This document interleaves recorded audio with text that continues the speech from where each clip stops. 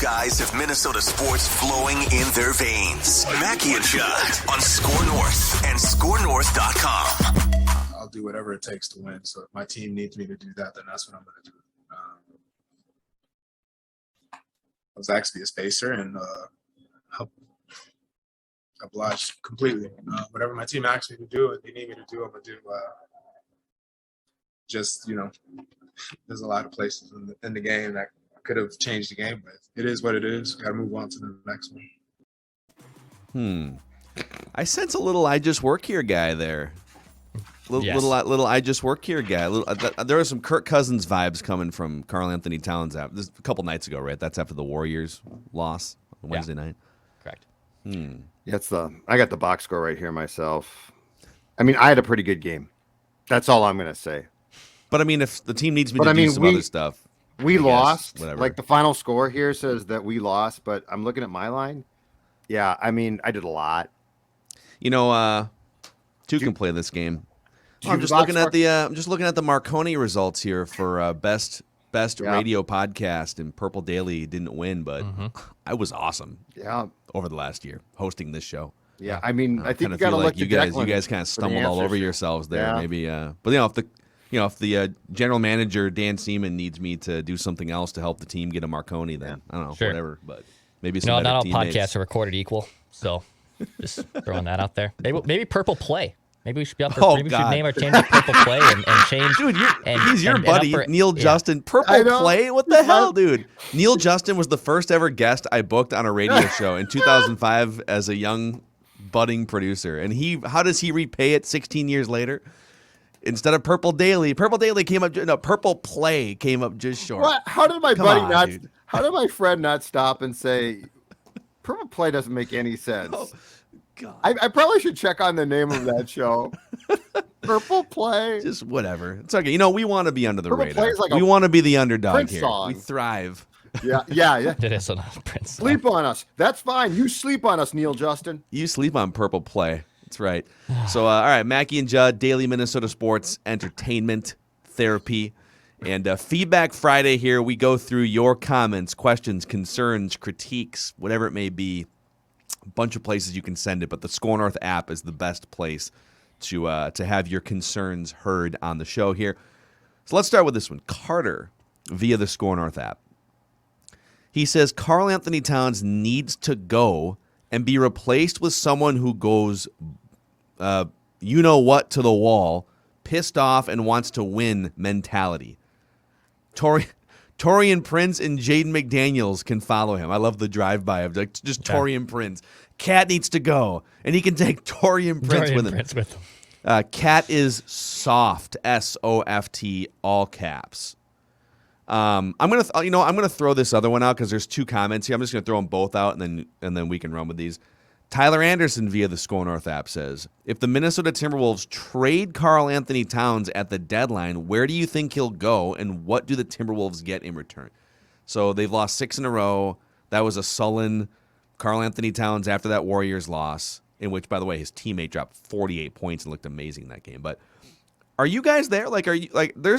Some fans are starting to get there after, 10 games or whatever.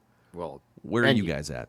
And some years too. And yeah. And the fact that he was dunked on not once but twice by Wiggy of all people, and just stood there and sort of watched. He's like, "Hey Wiggy, what's up?"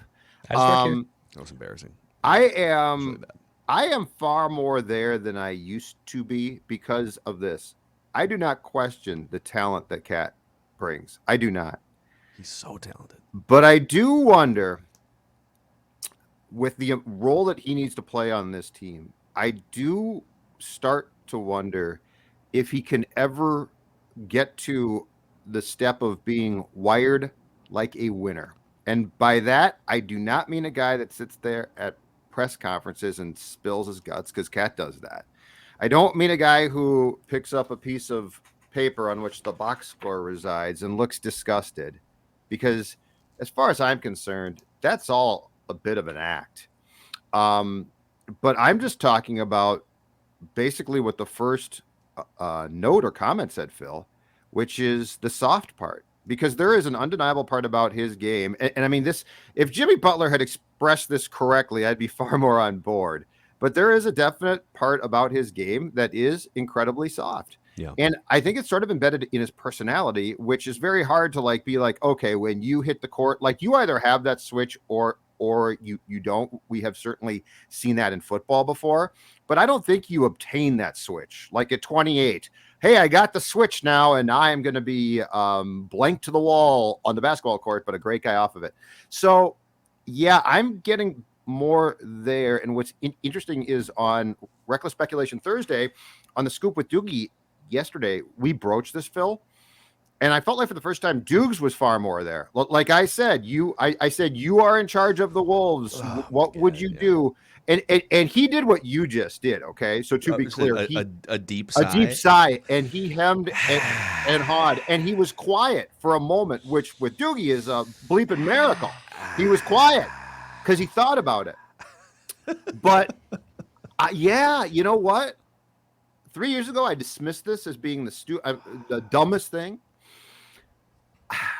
I can't dismiss it now completely. Sorry. Might be sacrilege, but I can't. I'm on the record less than a year ago. I think it was it was probably before whenever last year's NBA trade deadline was, January, February. And, this was kind of, there were some rumors out there and some reports. They've never actually explored trading Karl-Anthony Towns. But about a year ago, I said, if you're going to trade Karl-Anthony Towns, what's the point of even having a franchise? You're not the Lakers, you're not the Heat, where you can you're in a glamorous city where you can just attract superstars, or Brooklyn or Golden State, where you're going to just, if Kevin Durant's available, you can just have him because he wants to play there, right? So you need to build your team through the draft. Not that you can't supplement, but the Milwaukee Bucks, they drafted Giannis, they developed him, they drafted Middleton, second rounder, I believe. And then their big addition is a Drew Holiday, right? They're not bringing in Kevin Durant to Milwaukee. And that's the same thing for the Timberwolves. So you have to build, so you aspire to get the number one pick and nail it like they did. Karl-Anthony Towns is an incredible talent. But here's my question. And let me back up a step. I said, what's the point of even having a franchise? Because if you couldn't make it work with Towns, he was the number one pick. He's the super freakish, talented 7-footer. And if he doesn't work, then who's going to work?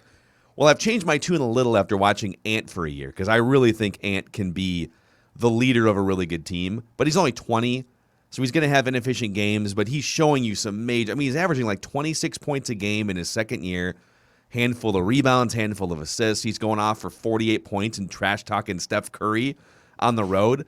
So I've changed my tune a little bit there. I'm not as much it's a death knell for the franchise if they trade Towns. But here's the question you have to ask. How many guys who've been that highly touted and are that talented have been in the league for their first 7 years and have played on this many losing basketball teams where it's not like baseball where one guy can't turn a franchise. In the NBA, one guy can turn a franchise. And the franchise isn't turning with Karl-Anthony Towns. It turned for a minute with Jimmy Butler, but I think it's fair to say after 6+ years, and this is year 7, that the ship has sailed on him being the driving force leader on a high-level Western Conference winning team. That ship has sailed. Name me a player that was mired in losing for the first 7 years of their career, and then all of a sudden and you can't tell me that it's a garbage roster anymore. It's not the best roster in the NBA, and there's certainly some clunky pieces, and they don't all fit together, but there's some talent on this team. There's some three-point shooters, there's D'Lo, there's Ant, and they're still losing a bunch of games.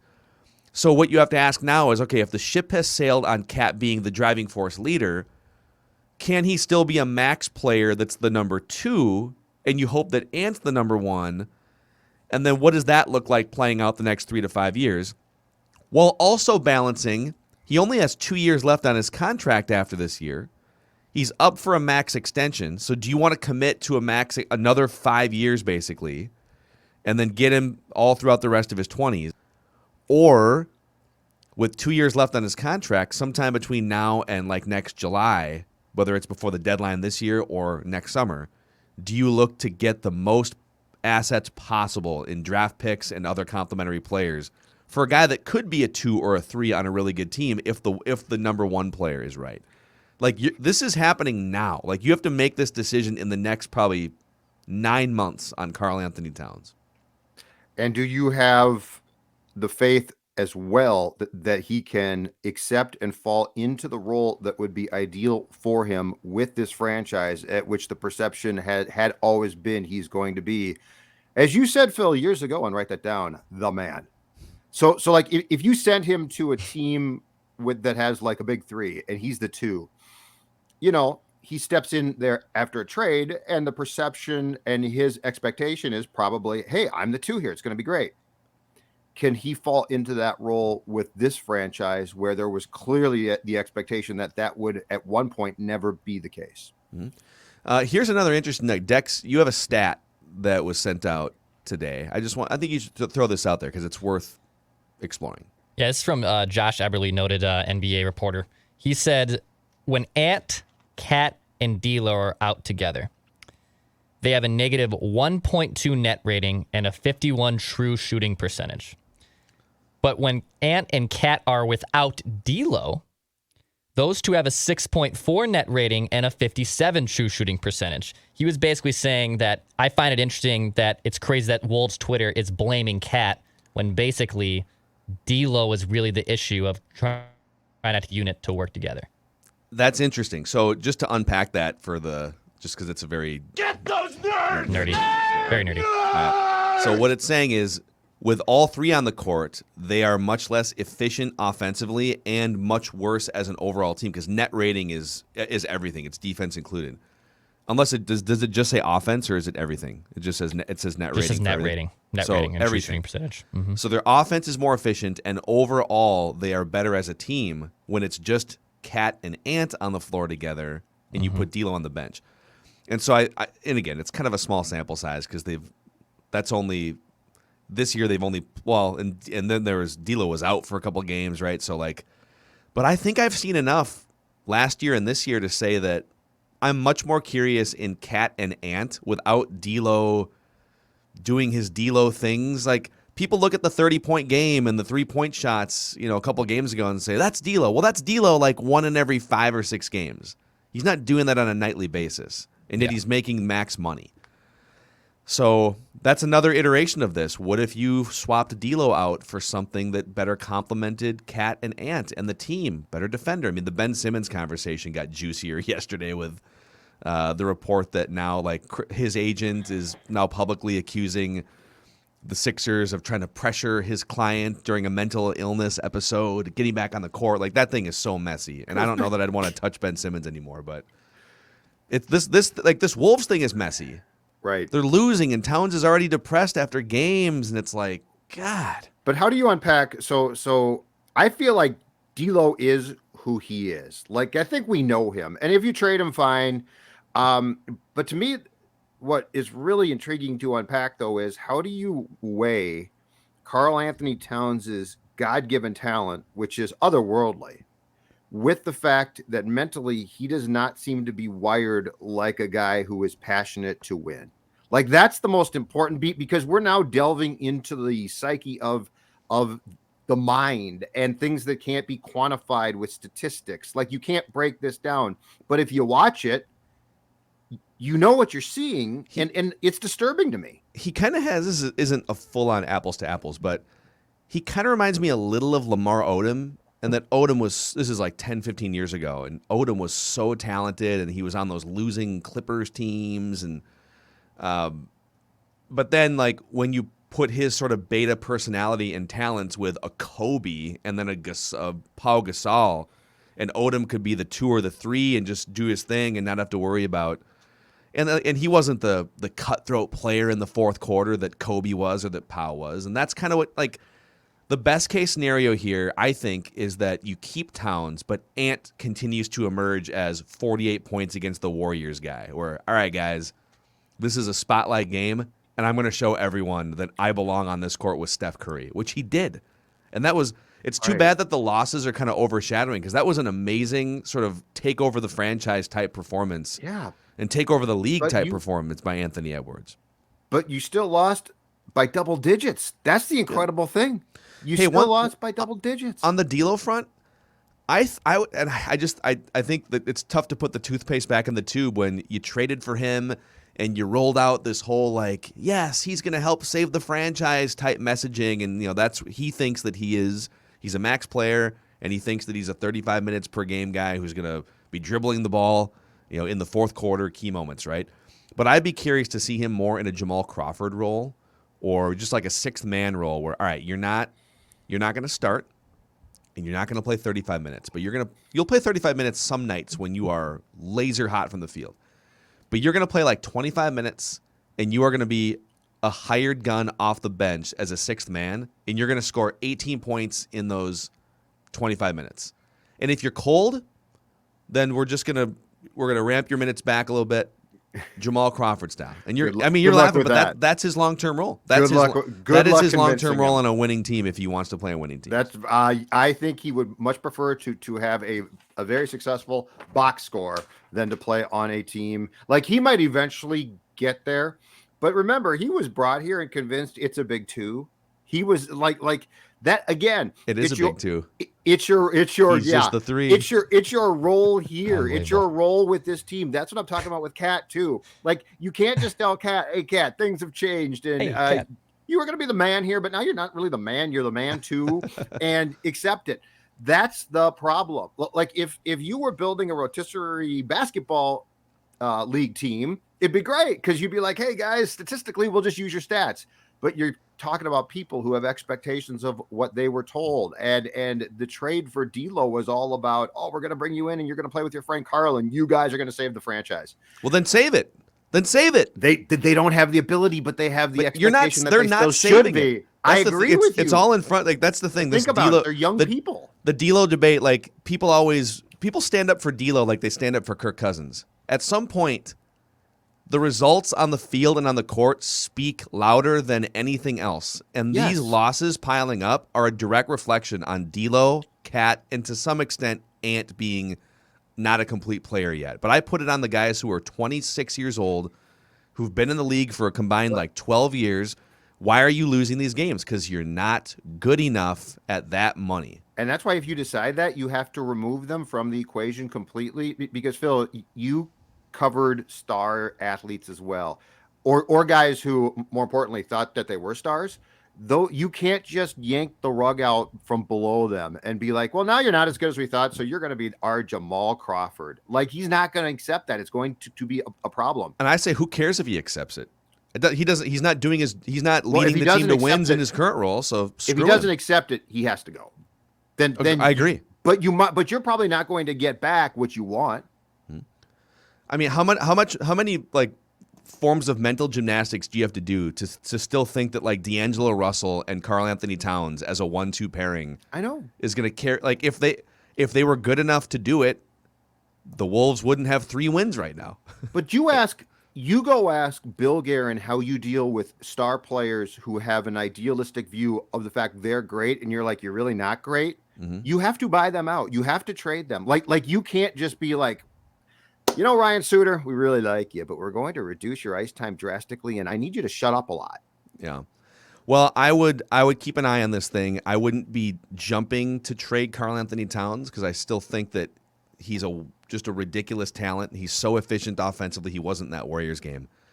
But this is like the next 9 or 10 months will be very, very telling. All right, let's get to some other ones here. Feedback Friday. That was a very good discussion. Jacob Humphreys via the Score North app says, here's a little stat for you guys. The Wild are among only 3 teams in the entire NHL that have yet to win a game by more than a goal through 10 games. One of those teams is the pathetic winless Coyotes. What was the final score last night? Was it a 1-goal game? I was on two nights ago, they won 5-1. Yeah, this note might have been sent in right before the Islanders. He might have sent this in a few days ago. Okay. I stockpiled these throughout the week. But still. So his point is still so he says if the Wild don't start figuring out how to pressure teams and play complete games, they will not make the playoffs in the ultra-tight West. Write that down. He's not buying the current formula for the Wild's victories. Well, here's the issue, I think, with it. And I get it's volatile when you're winning close games like this, but I think it shows that this team's able to come through in clutch situations. And it's hard to quantify it's the same thing when baseball teams win a bunch of one run games from a season to season. Like if you were really good in one run games one season, the next year you're probably going to regress. You're not going to win the same amount of games. But right now in the present, they are winning clutch games and clutch situations, and they're playing very well in the third period. And to be honest, if the script was reversed, and I believe we talked about this earlier this week, if they were really good through 40 minutes and always wilted in the third, well, then it's analytically, but for 60% of the game, they're really good. They're just bad for this one chunk. But that one chunk is the most important chunk of the game. Yes. So it's not random. It's not. Yeah. I think stat heads sometimes, and I've been one of these in the past as a stat head myself, they try to, it's like, well, everything's always the same in every situation. And if you, like the Twins, they lost a bunch of close games, that's bad luck. No, they melted down. They got nervous or whatever. Like the Wild seem to rise up in these moments where you need to score goals or come from behind. So it's 9 or 10 games too.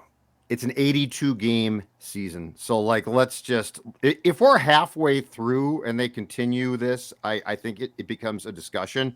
But when you're this team's identity for 2021-22 is not formed yet. Yeah. We think we're getting there, but it's a small chunk. So I become nervous about trends like that way deeper into the winter than I do after a 10 game sample size for hockey or baseball or basketball. Road Run 100 on YouTube says, I will be contradictory to the consensus. The Vikings are fighting in every game still and are leading the league in one-score losses. This team can actually get into the playoffs and has the talent to do well in the tournament. Then what? Your thoughts? Okay, number one. Should we hang a banner for if they lose two more close games? I think we should hang a banner. Number one, I do not. What a performance! I'll work backwards by saying this. I do not believe that they have a chance, and I love this term though, to have success in the tournament. The tournament. I love that one. The players call it the tournament. I know they do, and I love it. It's a great term. Doesn't Mike McCarthy call it the tournament too? Probably. I've heard some head a lot of inner football people. I bet you Baldy does. Football. I bet you Baldy calls it the tournament. I feel like that's a newer way of saying playoffs since Baldy retired, but I like it. So the second part, or to go backwards again, do they have a chance to make the playoffs? Absolutely. 7 teams. A bad team is going to make it.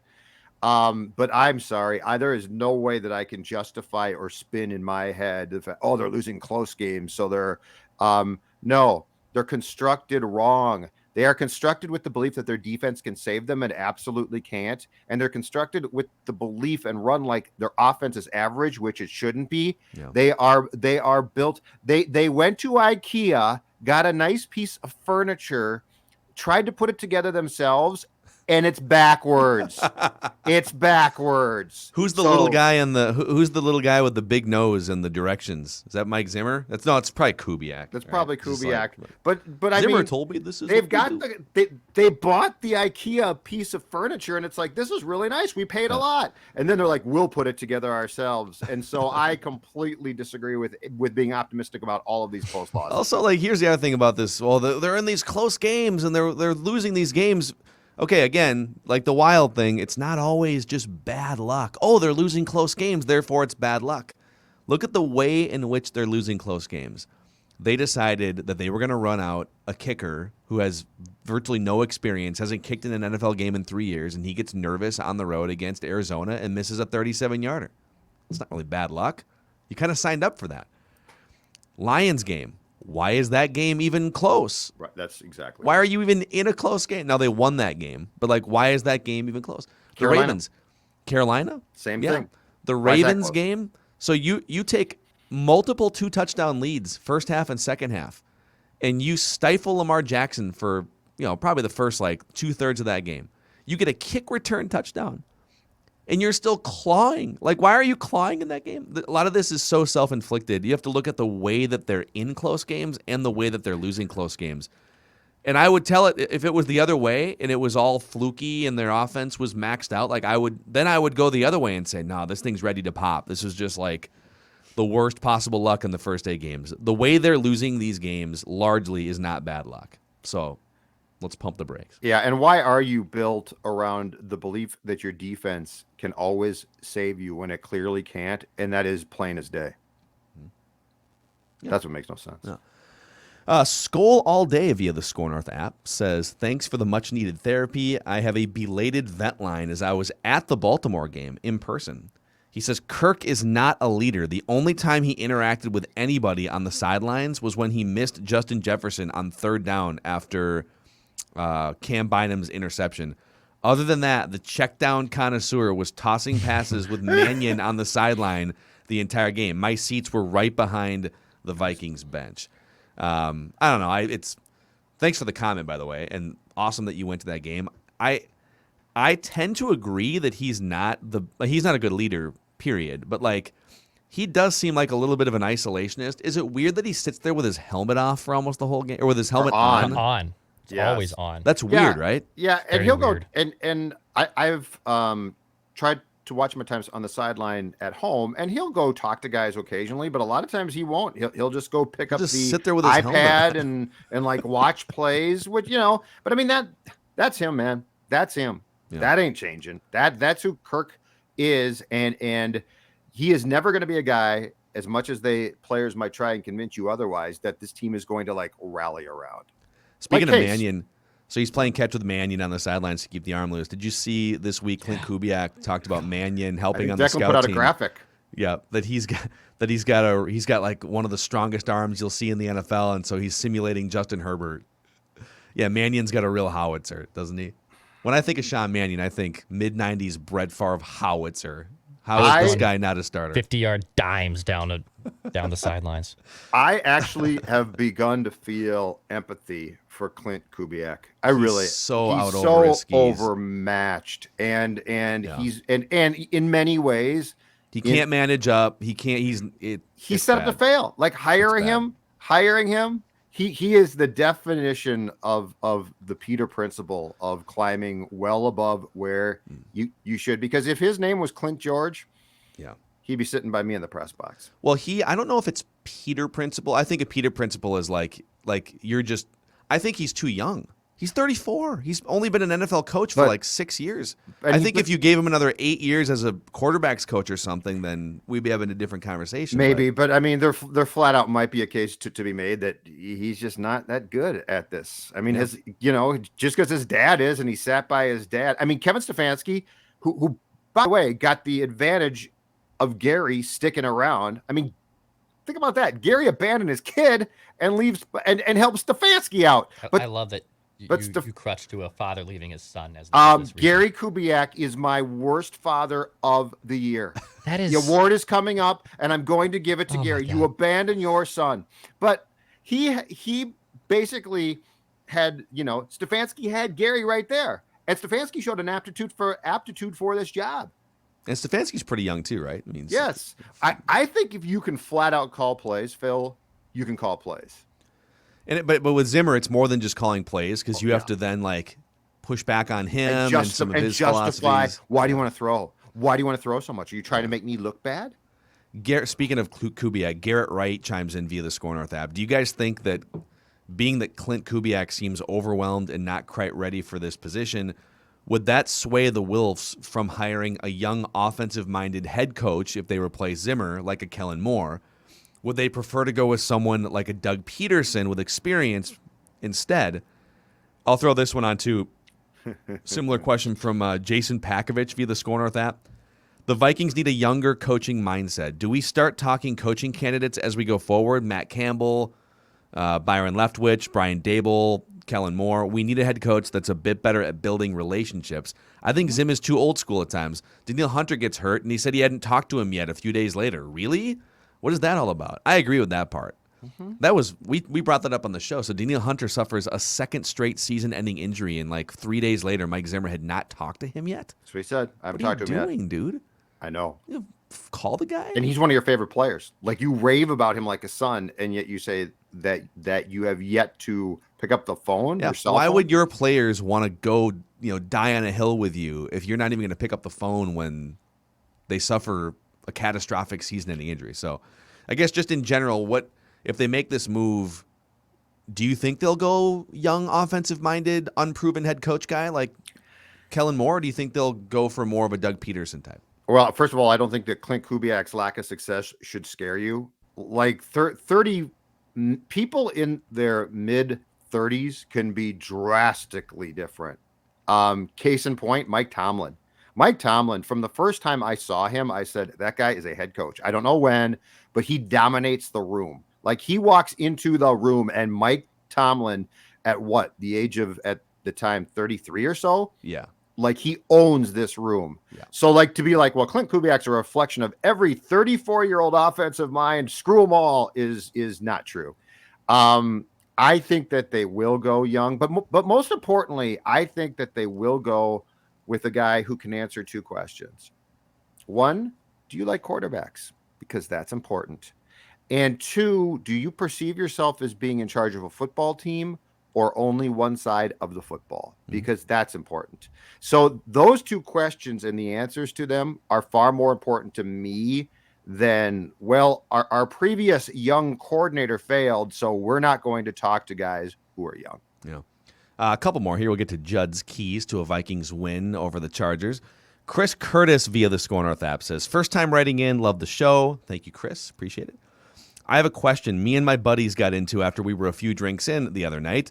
Nice. Would you rather be a diehard fan for the combination of the Buffalo Bills and Sabres or the Minnesota Vikings and Wild? The Bills look like they're doing everything right to succeed in the modern NFL, but the Sabres are hot. The Sabres are hot garbage in the NHL. The Vikings and Wild are sort of the opposite. So if you were dropped onto Earth with no previous connection to either team or either city, I guess what would you choose? I'm sticking with the Vikings and Wild. The Buffalo Sabres, as I like to call them, they look like they're finally trending in the right direction. They got actually a decent haul. It looks like they finally have the right people. But the Sabres have basically been the Timberwolves of the NHL for the last 16 years. They have. They've been completely incompetent. Their ownership is dumb. They've made bad trades. And the Bills are finally rising up, but also for the majority of the last 15 of the last 20 years, the Bills haven't been anything to write home about up until Stephon Diggs and Josh Allen have taken a step forward. So I will gladly still stick and be tortured by the Vikings and Wild before I jump ship to Buffalo. Like, I can't imagine being a Minnesota sports fan and going, I'm going to go to Buffalo. Like, why? That's the same thing. But That's like, you could adopt them here and weird. then tweet about them. Kind of weird. Yeah. Like, I don't know why you would want to do that. And tweet about them. Right. Oh my God! Yeah, like, From I can't, Minnesota. like, if I was a Vikings fan and then I was a Bills fan, Like, I you can't get a imagine Diggs jersey, Josh Allen jersey. Just being like, this is why I became a Bills fan. Suit up. That seems weird to me. Get the gear, Declan. Yeah, it seems weird to me. Brady Bommersbach via the Score North app says, what are your guys' thoughts on Blake Brandel coming in when Udo went down instead of Wyatt Davis this last week? It's more. That is weird. It's more confirmation, in my opinion, of the complete disconnect in some ways between GM and coach. Because Rick Spielman spent a third-round pick on a fat guy because the Vikings were going to get, and I applauded this at the time, bigger on the line. It's not that they were going to abandon the zone blocking scheme, but they decided we are tired of getting our ass kicked in the interior of the line. And I was like, yeah, that's awesome. Well, then Wyatt Davis had the gall to show up fat, and it's been used against him since. Yeah. And he's been inactive for a bunch of games as well. So Brandel was a draft pick too, I should mention. Like, you know, he was a 6th round pick a year before. But he was a 6th round pick, and Wyatt Davis is a 3rd round pick. And I think the assumption largely was that Davis was going to step in fairly quickly and play guard, and he can't even get a sniff of the field. And I think, again, that goes back to what Rick thinks is going to happen, and Mike, who loves to impose his will wherever he can, imposing his will.